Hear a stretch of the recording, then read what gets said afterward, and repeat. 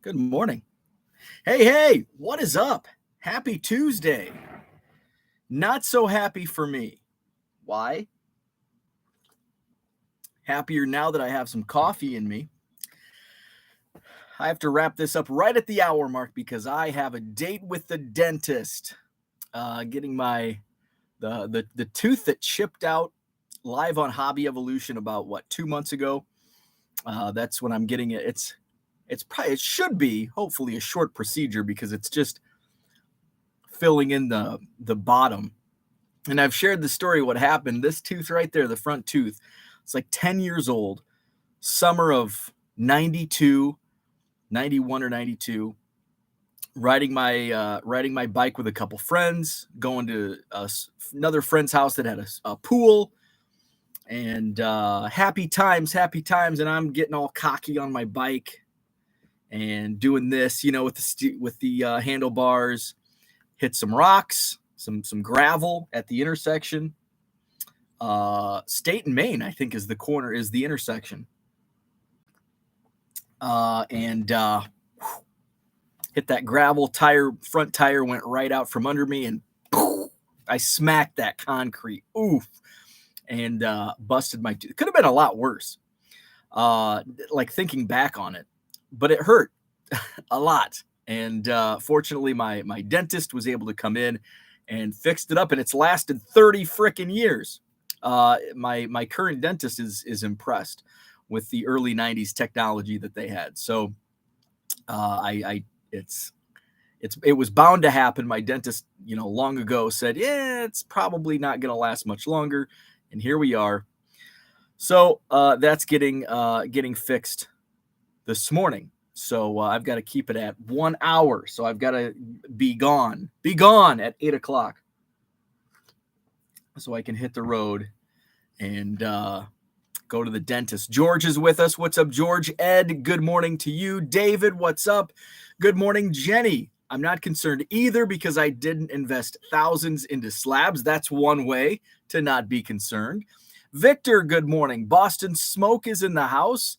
Brandon, what is up? Good morning, all. I consumed too much hobby content yesterday, and it left me feeling a little jaded. I think I just want, and it's like, oh, doom and gloom, and I'm guilty. I'm guilty just as much as the next one. We're definitely in a downturn in the hobby, but it's expected. We knew this was coming. We knew blaster boxes weren't going to be on sale at Target, Walmart for $20, and we were going to be flipping them for $100 for the rest of time. Corrections would happen. They have happened, and now there's widespread panic. And I'm just sitting back here drinking my coffee. Ain't no thing. We knew this was coming. I am not concerned. So we're going to talk about why I'm not concerned. Herman, what's up? Terry A is in the house.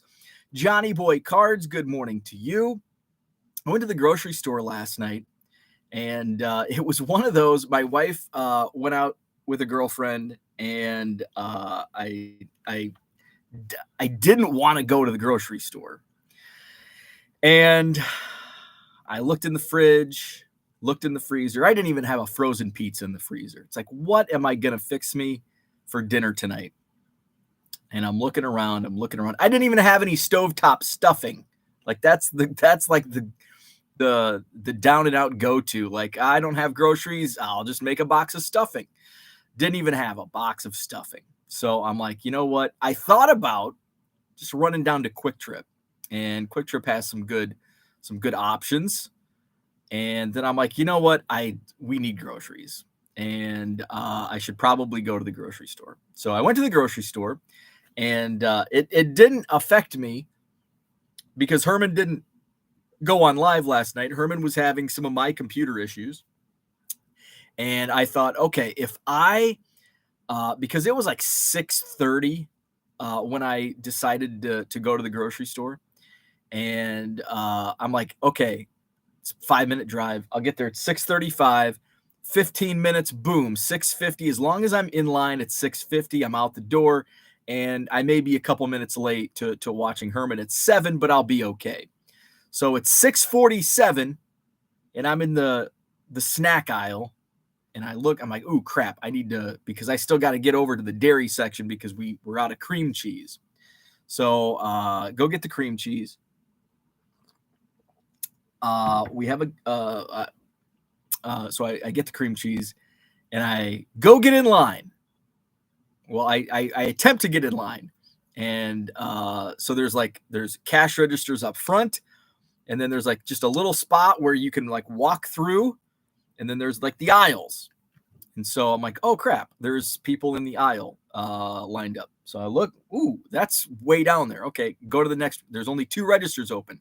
Go to the next one. Ooh, that's really long. Okay, there's like 6 self-checkouts. I'll do the self-checkout. The self-checkout line was even longer.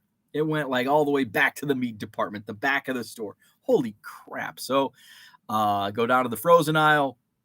Gave me some time to peruse Twitter.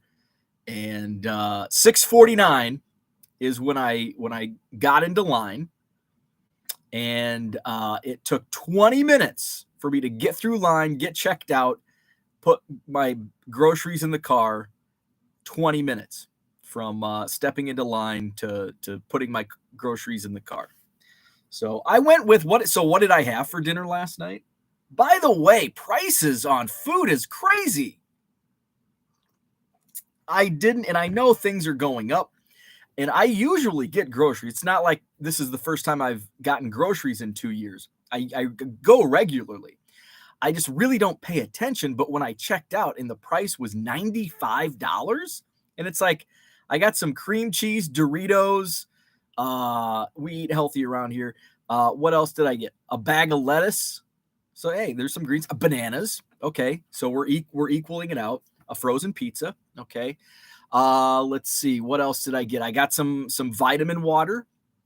What else did I get? I got my dinner for the night was some like Chinese that they make there. I think it was sesame chicken or orange chicken. It was terrible. It's not good. What else did I bread? Let's see. I didn't get any coffee because that can be expensive. Deli turkey. And that was like it. That was it. Oh, a couple frozen lasagnas, small frozen lasagnas. And that was it. What else did I get? That was about it. $95. What opened my eye was like the deli turkey was like 9 something. And I'm like, whoa, deli meat went up. And I know they've had trouble like sourcing it. I don't know if there's a turkey shortage. I don't know. But cream cheese was like $8 for the tub. The bag of Doritos was like $7. I'm like, what in the hell is going on? Insane. So $95. My dinner sucked. It was probably leftover from their lunch menu. It's like sesame chicken or orange chicken. And it was terrible. I should have popped the frozen pizza in. So what frozen pizza? I like to, I don't really experiment too much, but my go-to is the rising crust, either DiGiorno or Jack's frozen pizza. And so I see DR's comment, and we're going to get to that. I'll get to that in a second. DiGiorno and Jack's, but they never have this grocery store. And I've talked about this. They never have just regular sausage rising crust pizza. It's always pepperoni or cheese. Like, I don't want pepperoni. I just want regular sausage. I don't want cheese. I want sausage pieces in there. I think I ended up getting a Supreme yesterday.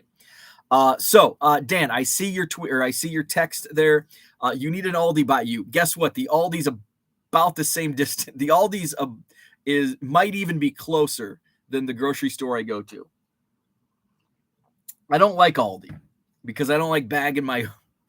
And here's the thing. I say I don't like bagging my own groceries. I ended up bagging my groceries last night because it was such a long line. I waited so long.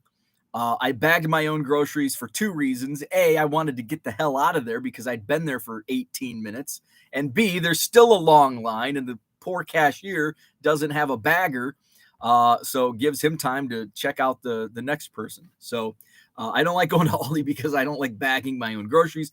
I did that in high school. Done bagging groceries unless the need arises. So yes, I do have an Aldi nearby. It's probably even closer. Pick and Save is the store that I go to. I know it's cheaper. It's just I just don't like Aldi. Just don't like Aldi. Where are we at in the chat? We've got Max. What's up, Max? I don't value nor pay attention to those who share their opinions on the hobby and have only been here since the pandemic. Hobby was great before the rush. I agree. And a lot of the content I consumed is from people that have been in the hobby for several years. And I don't think I really consume. I mean, I'll see it on the periphery. I'll see it like on Twitter. And you can usually tell. There because and I think there's two stages of this. Let's just call it uncertainty. I think it's gone beyond uncertainty, but just instead of me staring at the computer screen trying to think of a better word, let's just say uncertainty. There's a lot of uncertainty in the hobby right now, but I think it's easy to tell those that have been through this pre-pandemic versus those who started collecting in 2020. DJ Local, what's up? Good morning to you. Dave says, I am live today. I'm live today. Feel you are going to next level on eBay store too quick. It becomes expensive. You have to spend money to make money. So I have 60,000 free listings. I'm at about 24,000 listings right now. So I can almost 3x my store without spending another dime on store fees. And the thing is, you've got to spend money to make money. And once I hit, say I hit 61,000, I'll probably go. I won't even go to 1,000 extra. I'll probably only do like 500 because 1,000 listings at 20 cents is what, $200. Where the anchor store is 300 total for the month. So you just have to keep going. You have to keep put it on. Now, if I get to 60,000 listings and my sell-through rates are abysmal, then that's something that I'll have to address. It's a bridge I'll have to cross when I get there. At the current rates, it's completely sustainable to do the anchor store with what is it, 100,000 free listings at my current rates. If say sell-through rates drop to like 0.1% or something like that, something abysmal word of the day. Then I'll have to look at it and be like, okay, now I have to get picky on what I'm listing in my store. But I haven't run into that, and I hopefully won't run into that as I continue to scale up. Herman says, I think I've nailed down my computer issue. It's not the computer. We have a gamer in the house sucking up all the bandwidth. Aha. Herman has found the culprit. John says, technology is hard sometimes. It's hard all the time on me. Jenny says, I'm curious what you mean by it tends to get expensive. I would like to hear that elaborated. I'm not sure what that's alluding to. Terry says, when I bought groceries for Taco Tuesday last week, it was almost $40. That's insane for Taco Tuesday. Assuming you just bought stuff for tacos, that's $40 for tacos. That's crazy. Pepino, what's up? The average price of gas in California went down to $6.40. Ooh, that hurts. We know how I like to gamble and lose on playing the waiting game. So I did this last week when I went home down to Illinois. So Illinois, for those that aren't familiar with Illinois and Wisconsin, Illinois has like a 50-cent gas tax. So gas prices are it's fit whatever it is. The tax is 50 cents more than Wisconsin, because I'm sure Wisconsin has a gas tax as well. So whatever, it's a 50-cent difference. So gas is typically going to be 50 cents more expensive just across the border. So when I go to Illinois, I make sure to fill up before I leave the state. And usually I like to fill up around here because once you get closer to the border, they can raise those prices because they're still less than what they are in Illinois. Same with Illinois. As you get closer to the Wisconsin border, the prices start to go down a little bit. And then when you get down a couple hours into the state, then you're getting hit with those heavy gas prices. So I'm driving back. I'm driving back from my mom's house last Saturday, and it's like, crap, I've got to get gas. I won't be able to make it into Wisconsin. So I had to gas up, and it actually wasn't too far from the border. And I passed through some towns, and it was like 420, 410. And I'm like, man, it's because I think it was like 360 when I left, which makes sense, 50 cents. And I'm like, damn it, I want to get into the threes. I don't want to spend over $4 for a gallon. So I ended up filling up, and I think it was like 409 at the gas station I filled up at. So I only filled up, and here's the thing. I only put like $20, $25 in my tank, enough to get me home and putt around town a little bit. And guess what? I putted around town for a couple days after I get back to Wisconsin. And guess what? Gas prices go up. And now I go fill up and it's $4.19. I could have filled up and just rode around on the tank at $4.09, but I had to spend, and guess what? It's like $2. Okay. That's the thing. We complain about gas. Now California's $6.40. That's going to be a little bit more. But when we're talking like 20 cents for a gallon, you're putting 15 gallons in your car at 10 cents, $1.50. And we complain, oh my God, gas went up 10 cents. Sorry. Here's $2. So that was my waiting game. So it cost me an extra $2. And here I am saying like it cost me an extra $200, like my plane tickets last spring. Let's see. Victor says, yes, Aldi, but I'll stick with beans and rice. Jenny says he probably has 2 Aldis. He is just in his ways of going to his store. And that is exactly right. Jenny knows my history. Jenny knows that, yes, there's one Aldi. There's a Woodman's, which Woodman's is like a gigantic, it's like the largest grocery store you've ever seen. And it's just massive chaos. And that's probably the thing I hate most about grocery shopping or shopping in general. People. Especially when you go to like a small town Walmart and 2 people, they see Beatrice runs into Judith and they're in the middle of the aisle. Oh, well, how's little Ronnie doing? Oh, I haven't seen him in ages. And that's what it annoys me to no end, running into people that are talking in the aisles. And when you get and especially when stores are designed, I like flow to my grocery store. I like flow. But you go into like a Woodman's and there's no flow, especially in the produce section. It's just like there's something here and something there, and you have to crisscross and zigzag, and there's people coming at you. It's like, no. You got to go this way, not this way. That's my pet peeve of grocery stores. And that's why, and I always complain about my grocery store, Pick and Save, because the checkout line is so short, the checkout area is so short that's why it gets backed up into the frozen food section. And then you're trying to get through and people don't understand that the section between the checkout line and the frozen food section, that's like the aisle way to go from one aisle to the next. And they're just like standing right in the middle of the aisle and you have to excuse me, grocery store pet peeves. Here we are. Jenny says, we said that. Brandon says, got to look for those store brands. Definitely. But my wife has a preference on cream cheese. So cream cheese, we've got to stick with Philadelphia. Shout out Philly and John Keating. Philadelphia 1/3 fat. I think it's 1/3 fat. So that's the cream cheese I have to go with.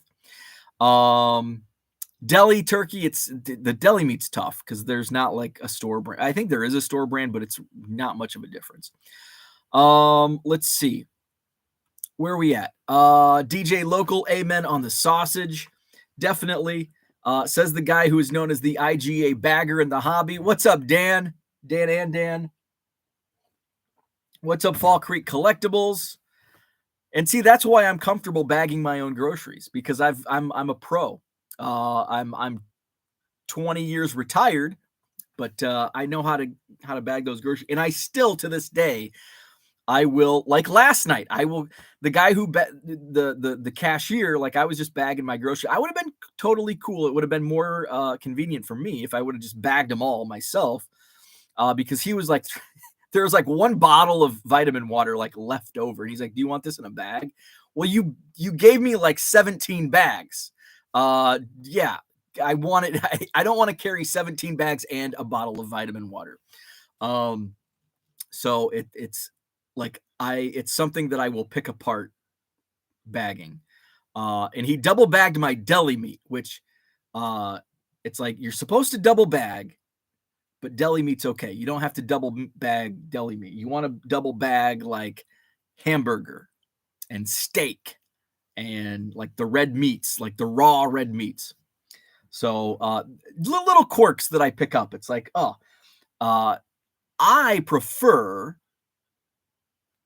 filling up a bag, using as few bags as possible, because I will also make one trip.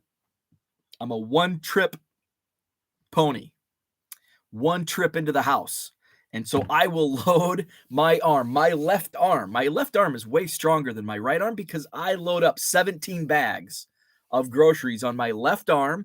And then I can use my right arm to like close the garage door, carry like a case of pop or a 6-pack of beer.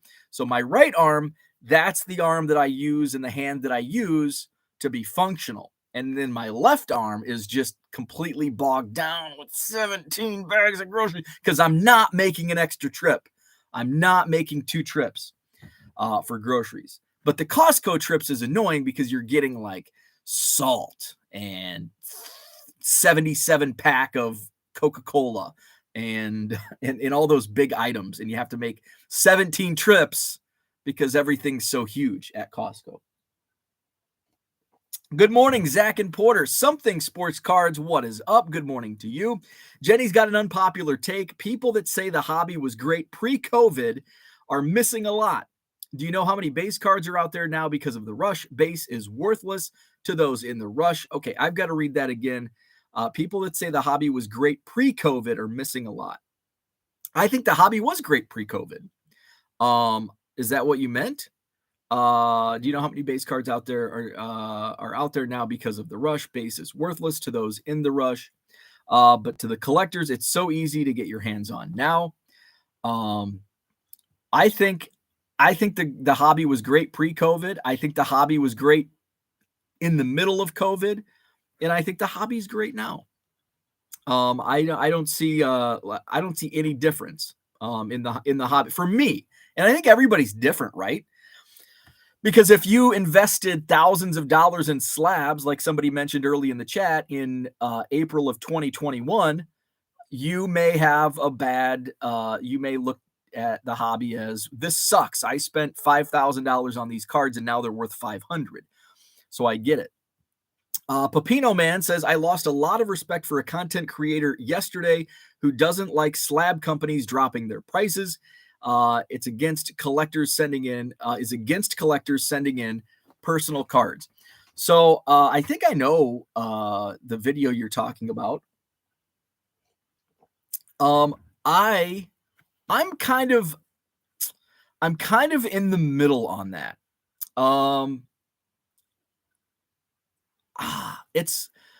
I think overall I'm okay. And I guess I'm looking through this as the lens that I've only submitted cards for grading one time.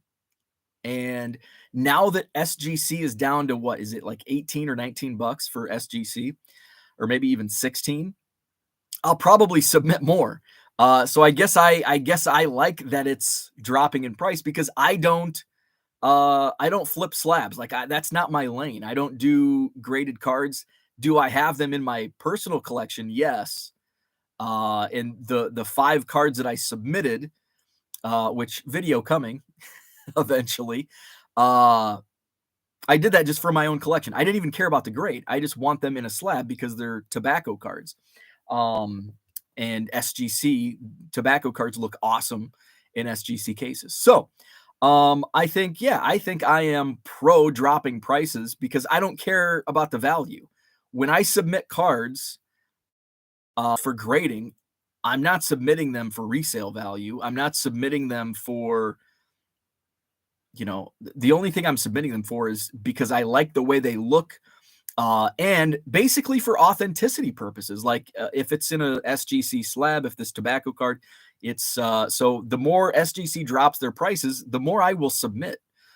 So yeah, I think now, do I think the race to the bottom, and I think that was the term that if it's the same video we were talking about, the race to the bottom, I think that's a sign of uncertainty. We're going to use that word today.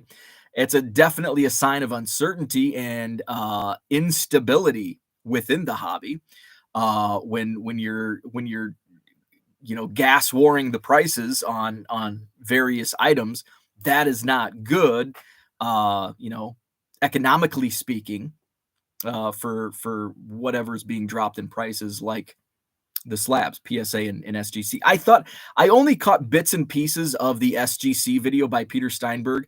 I'm gonna have to find that and look at it. But the clips I saw, it was, and that may have inspired my topic today, because it was just like, I didn't like the tone. Just in the clips that I viewed, I didn't like the tone of somebody who owns I would say prestigious company in the hobby. I didn't like the tone. It turned me off. And I love SGC. So, maybe not even thinking about that's kind of what inspired my topic today. It's like everybody's dooming and glooming. But it's why cards are, what really annoys me, what grinds my gears? I've seen this numerous times now on Twitter. Is the hobby still a hobby? What kind of shitty question is that? Of course it is to me. I mean, even though I make a living selling cards, but there's a certain segment of trading cards that is a hobby to me. Chicago Cubs cards, not for sale. Me, personal collection, hobby. Nothing's changed there. What's changed in the overall view, and really before I went into business full-time selling cards, you couldn't say that segment of trading cards for me pre-October 2021. You can't say that was a hobby, because I was making money and I was treating it as a business. It was a side hustle. I was, doing all the reports for tax purposes and all that BS. So nothing has changed for me from September, when I was working an office job and selling cards on the side and collecting Cubs, to today, where I'm selling cards full time to put food on to buy that $7 cream cheese. Nothing has changed. Maybe it has for you or for other people, but is the hobby still a hobby? Yeah. Look up definitions of hobby, and you tell me. Yes, the hobby is still a hobby. Let's see that question. It really grinds my gears. Jenny says, if it wasn't for the rush, Bo wouldn't have seen a card show explode, wouldn't find big bulk boxes for dirt cheap because the rippers and flippers are trying to move it. I would argue the second point. I totally agree on the card show explosion, although my card show explosion kind of happened after the card explosion.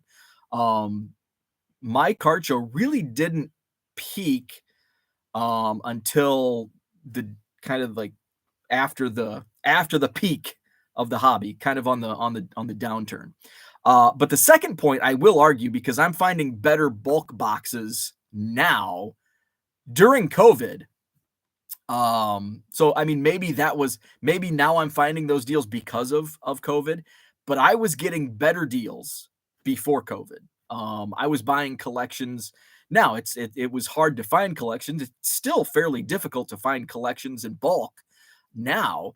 But I was finding better collections for cheaper before the pandemic than what I'm seeing now, because there's still, and we're going to see this for a while, where the non-hobbyists think their baseball cards are worth a lot of money because they see the news that a Mickey Mantle sells for $12 million.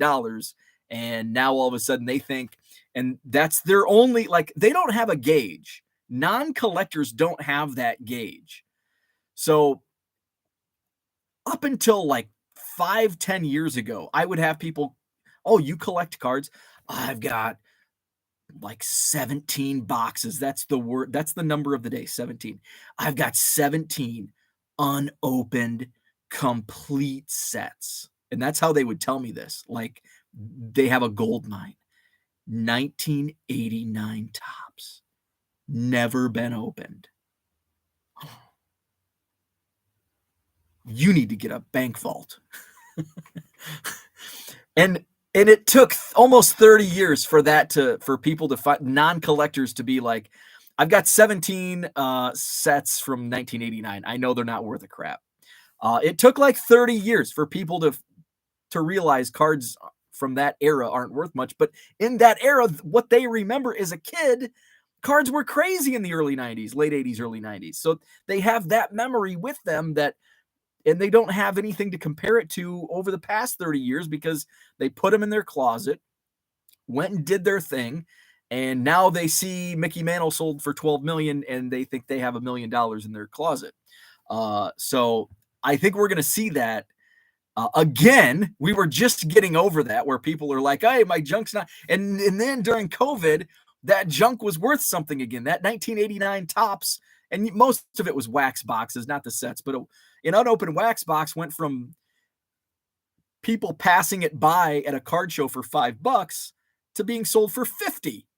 And now we're in that cycle again where I think the non-collectors recognize, oh, cards are cool again.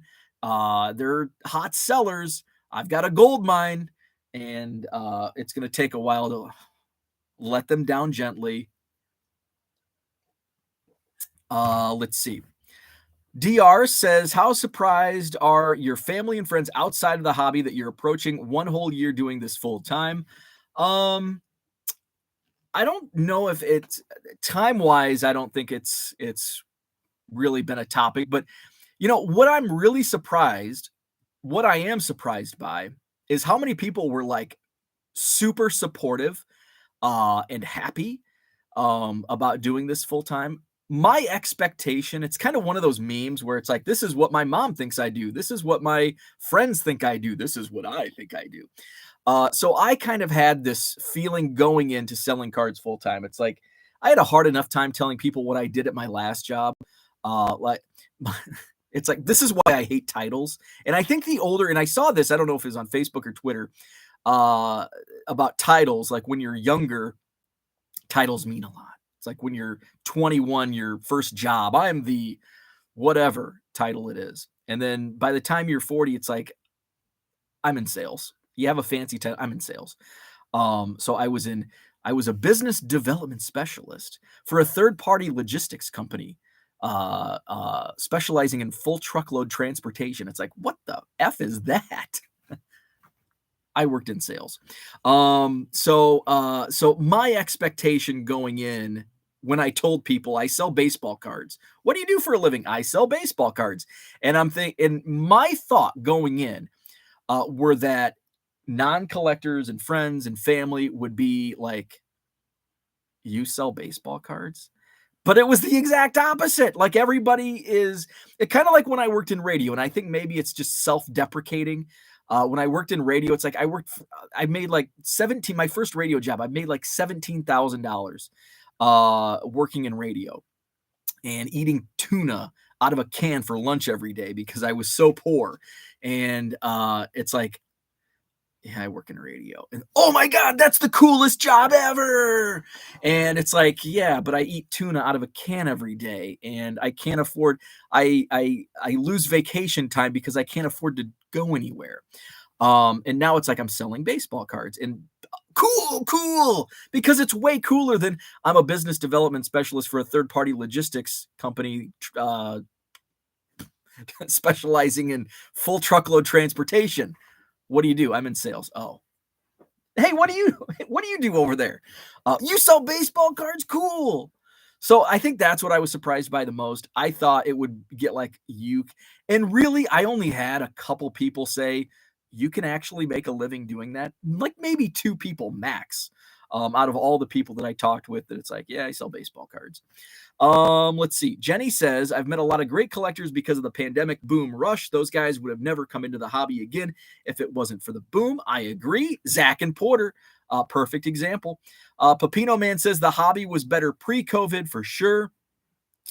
Max says, Jenny saying that the hobby was in a good place pre-pandemic isn't discounting many of the good things that came from the rush, just saying it was around before then. And I totally agree with Max's assessment of that. The hobby was great pre-pandemic. The hobby is great now. The hobby was great during the pandemic. And I think it's all how you view it. Now, would I have a different viewpoint? And I'm not discounting people that think it sucks right now, because we probably handled things differently. I know that beginning last fall, I started losing dealers at my card show because they came back into the hobby in 2020 and were buying things up here, and then they settled and now they're not making any money. They're like, every card I sell, I lose money on. Well, that's kind of your own fault, to put it bluntly. So if I was buying up here and the market's down here, I probably would have a different viewpoint. I probably wouldn't be as optimistic as I am. So I get it. Everybody's viewpoints, they see it through a different lens. Max says the ecosystem changed, and I feel like those that came in changed it for the worse for the time being. Mainly the bots that caused shelves at big boxes to become empty. I think there was a lot. I think with a massive rush into anything, it's going to bring a lot of bad, but it's going to bring a lot of good. So I think we have to recognize both sides to it. And the pandemic brought in good, like Zach and Porter, who, Zach has even mentioned he probably wouldn't be in the hobby right now had it not been for the COVID pandemic. But then you also have, unsavories that came in and wanted to make a quick buck and left a bad taste in people's mouths. And that's kind of life. You got to take the good with the bad. So I think there was, did it change for the better or the worse? I don't think we've really, I don't think we can really accurately gauge where we're going to settle coming out of the big boom. Now is the market, is the hobby trending downward? Yes. That's not being negative. That's just being realistic. Just open your eyes and look around at the general, not within yourself and what you're doing in your card rooms, but generally speaking. But I think we're still walking through those tall weeds, and we haven't found dry land yet. And so I think it's still going to be a while before we really find the impact that all this had. Mark Hoyle, what is up? Good morning. Herman says, I have just chosen to avoid negative content from now on. That's a great way to go. And I've chosen to not consume anything hobby related today. And here I am talking to you about all of these negative things. I'm sorry. I'll leave a bad taste in your mouth. I'll do better Wednesday. But yeah, so I am on my soapbox. I'm going to jump off, and then I'm going to go to the dentist, my least favorite place in the world. And then I'm going to come home and I'm going to ship and I'm going to listen to, I don't know, a scary movie or old wrestling, old WCW. I've been going through some WCW Monday Nitros. The run, I've actually been going the complete run from episode 1. I'm into like late 90. I think World War III is coming up. 1996 World War III. So that's where I've left off. Jenny says, well, yeah, the hobby has always been around. I also had 0 LCS pre-COVID near me. Now I have one 3 miles away. I had 0 card shows within an hour. Now I have one a mile away monthly. And speaking of that, Jenny, I'm seeing less and less Minnesota dealers reach out to me for the Madison Card Show, where a few months ago, 6 months ago, up until about 2 to 3 months ago, I had multiple Minnesota dealers because they said there's just no card shows. Now there's more card shows in Minnesota. That's good. It's bad for me because I was getting Minnesota dealers, which is great because I also get people coming up from Chicago, so they don't have a chance to see Minnesota dealers, and Madison being smack dab in the middle between Minneapolis and Chicago. It was great. I love those minutes. So if you're in Minnesota, please come back to the Madison Card Show, October 22nd. Would love to have you. Let's see. Jenny says, I disagree that things are worse. Dave says, how is the show looking for this weekend at the Midwest premiere? It's going to be a great show. Looking forward to it. I know there's a lot of doom and gloom. There's more doom and gloom from this past weekend. I know the Las Vegas show at the Industry Summit, people were saying it was down. And I wasn't there. But wasn't the card show kind of sucky last year during the Industry Summit? Like, I don't remember there being a big buzz at the Las Vegas card show during the Industry Summit last year. Maybe I don't know if I'm actually thinking correctly on that or not, but that's kind of what I was thinking. So is the Midwest premiere this weekend going to be like busting at the seams with people and dealers and money flowing and cards and smiles and laughing? Probably not. It's going to be a big card show. So make of it what you will. Max says, must not care. Pay attention to wax prices. Red light 34. Good morning to you. Where are we at? We skipped ahead. Skipped ahead a lot. Let's see. Let's see. Where are we at?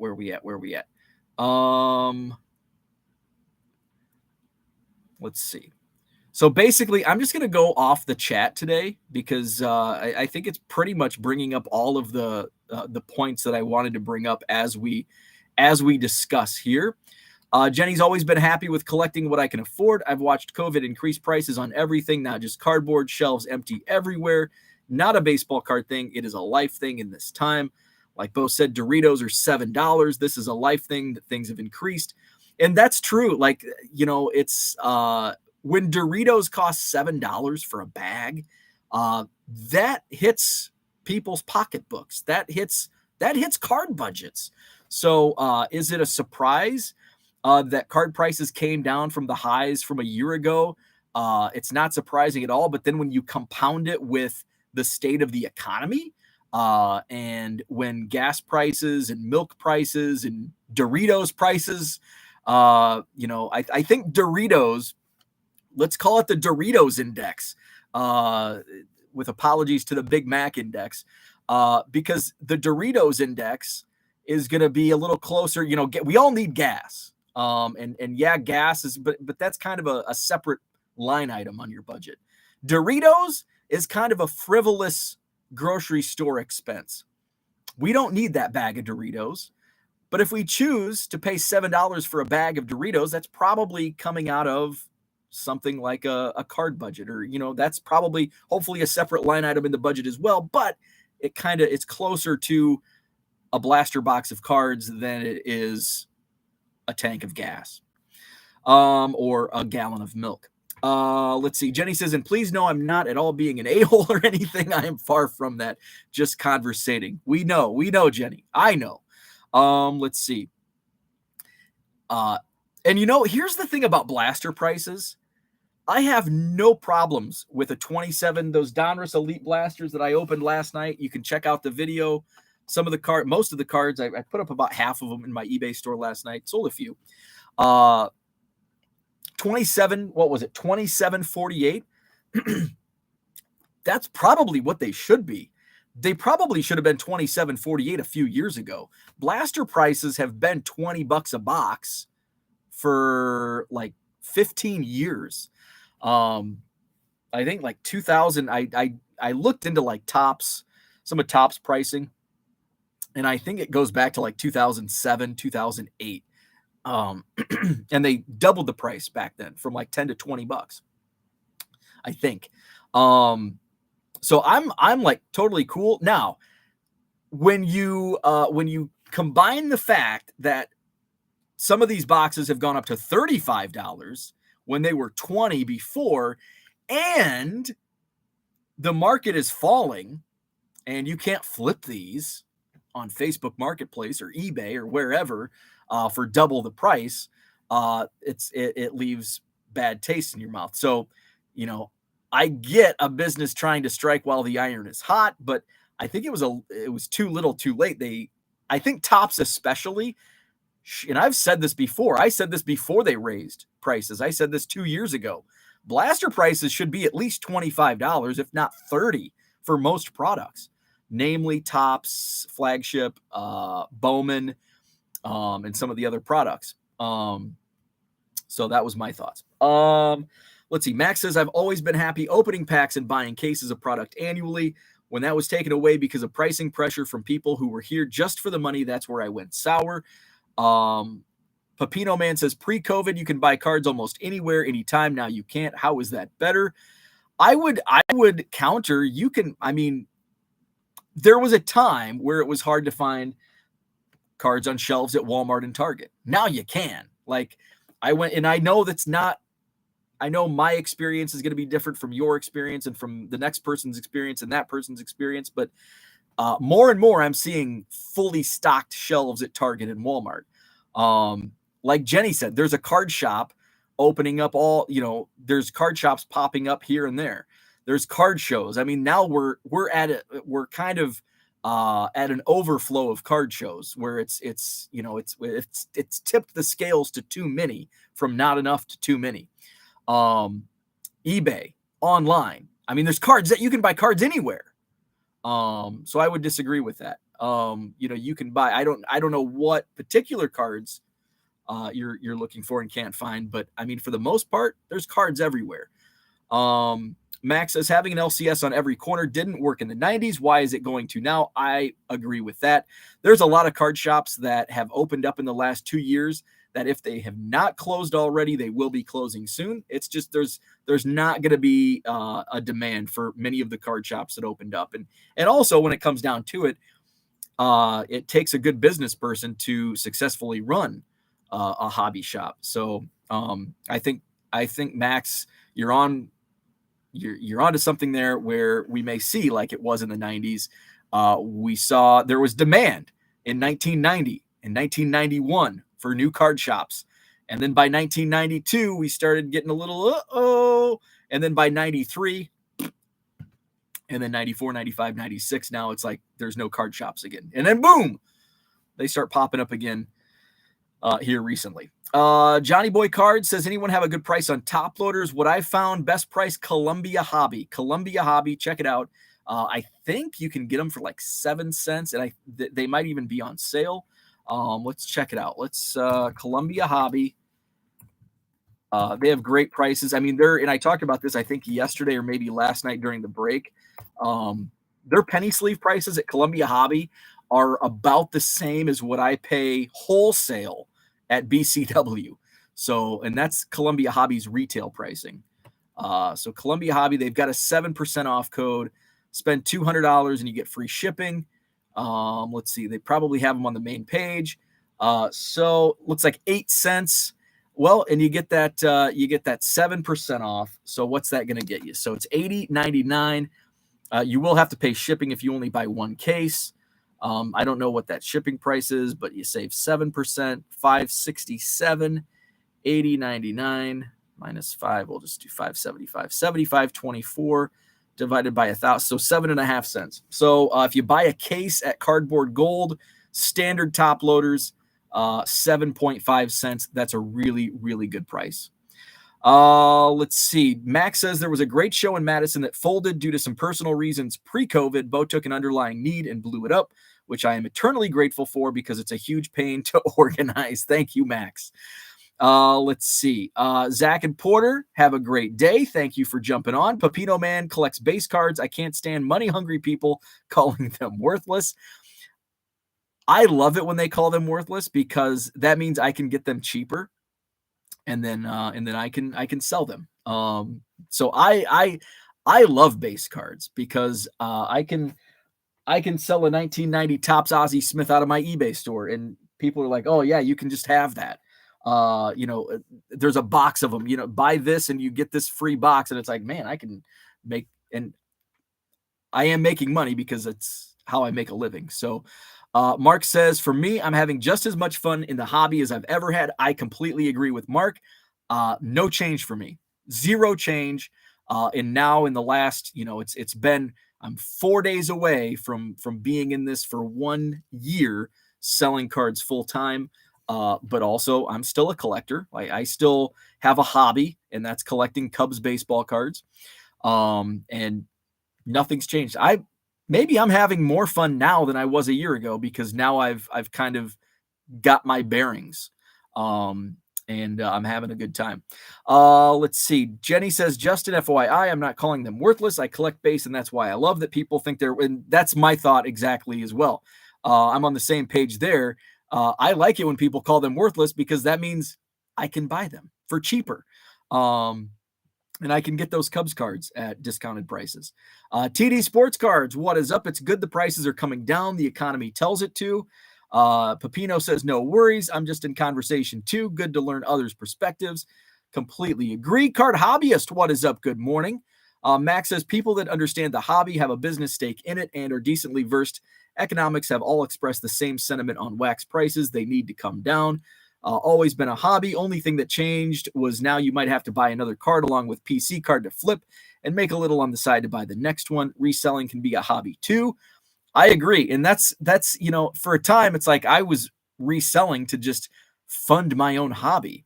And then during COVID, I started treating it more as a second business. And I was kind of treating it, and it was great practice because when I started doing it as a side hustle and scaling up as I worked from home during the pandemic, I treated selling cards as like a full-time, like as a second full-time job, just to prepare myself to going into it full-time. Is this sustainable? Can I do what I'm doing now? Even if the market drops exponentially, can I still do this for a living? And I treated it, and it pushed me. It was a great motivator to push me to a level where not only could I enter full-time card sales, but be sustainable and successful.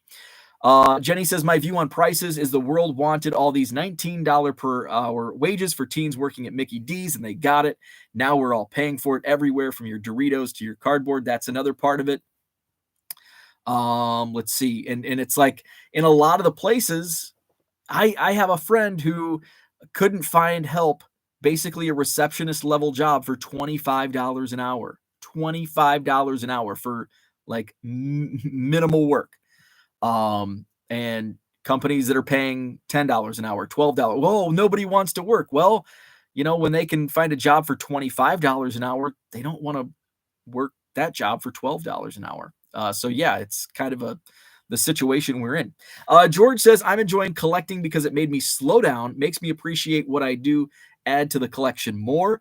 Definitely. I build sets from packs. Now it's financial suicide to build a $60 set from packs at over $30 a blaster. But wasn't it tough even at $20 a blaster to build sets, and especially blasters, because sometimes you get the same cards. Like I 2 blasters of Donruss Elite. And what's the checklist on base Donruss Elite?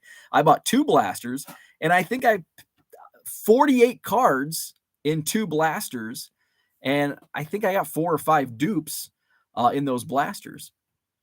Jenny says, I stopped with the set building pre-COVID. Even at 20 a blaster, I was getting terrible collation of the boxes. I'd have 3 of a card and 0. Totally get it. Card Hobbyist doesn't build sets, but I appreciate the focus of set builders. I collect all willy-nilly. Jenny pumps up trading card database for set builders and everyone really, and we have crashed their site, it sounds like, from all the new accounts.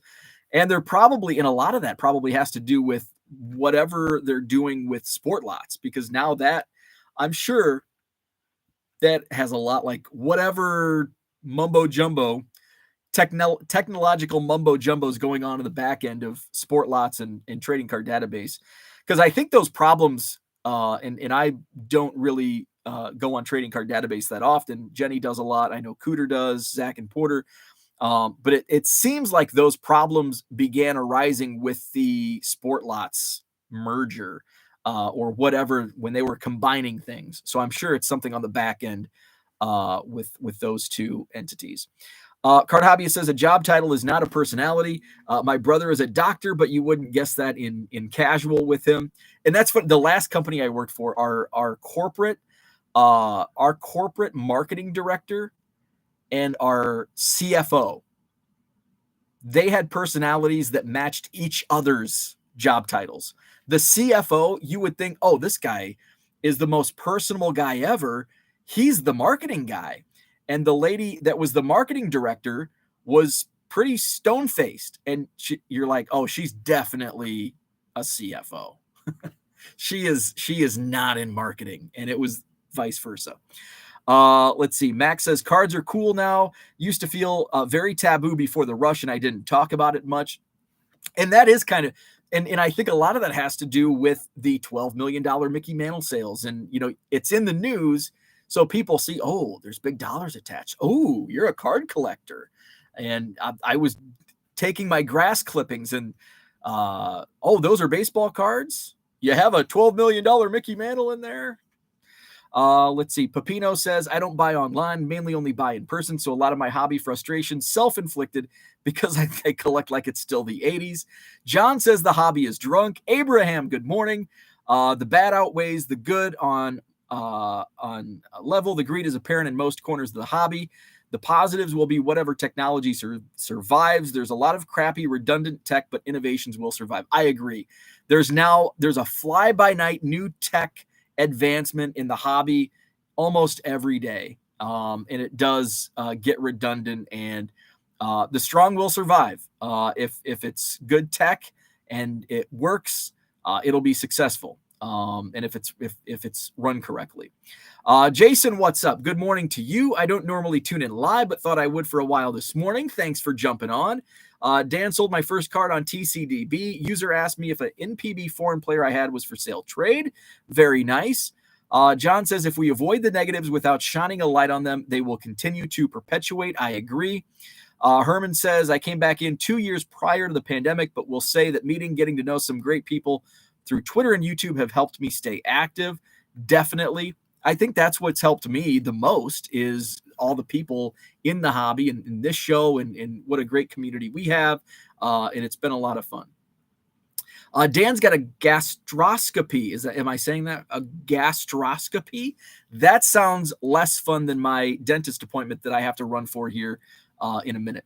Let's get through the chat, though, real quick before I leave. Good morning, Cooter. Pepino says, you're a great host. Love your cool hedonist and honest opinions. Thank you so much, Pepino. In logistics, your hard work probably didn't get rewarded or recognized. You can say that again. Now you see the direct results of the work you put in. Congrats on your 1-year anniversary. Thank you, Kyle. I really appreciate that.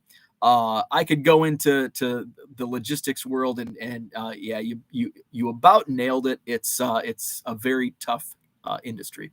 Eric says, how are your eBay traffic numbers? My sales conversion holding well at 2.2, but everything else is way down. Mine actually last night when I looked, everything was in the green. Let's see. And I really have to run here in a second. Let's see. I won't have time to floss this morning. Sorry, Doc. Won't have time to floss. And if I would have been 2 minutes early, I'd have 2 more minutes. Okay, so let's fire up that old internet. Come on, crank it up. So I've been hitting my sales dollar goals every day. My sales dollars up 25%. My impressions are down just 0.7%. My page views are up 12.5%. My sales conversion is barely in the green. It's at 7.8% on the sales conversion. Let's see. John says Illuminati Summit card show was not worth the admission price. Was your bag of Doritos seriously $7? Yes, it was. It was. And let me just confirm. I use the Fetch Rewards app, which I absolutely love. I used it to buy a pre-war card last week with the rewards, and still have some money left in my Fetch account. So I think it has my. Let's see. Can I go back into my receipts? How can I see my receipts? Damn it. Oh, here we go. Pick and save. So Doritos. Oh no, they were $6. My Doritos were $5.99. Is that right? Let's see. The cream cheese was $8. I think I said $7 earlier. The cream cheese was $8. The turkey breast, the deli turkey was $9.50. Let's see. The cream cheese was $8. Wow. A 2-liter of root beer was $3. I thought those were always $1. Let's see. What was it? The Doritos, $6 on the Doritos. So, let's see. Brian Wolf, Amazon Prime Day. Yes, I was Googling the different sales that were going on this week. Good luck at the dentist. I've had both my front teeth pulled. I'm a Mexican hillbilly now. That is awesome. Max says, I still can't find anything other than Prism Chronicles Draft, and I'm in a town of 18K.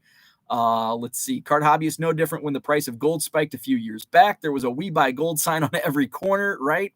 I sold at the mall every weekend from 88 to 94. Kids started wearing Bob Marley shirts and then only dads at shows, then no one.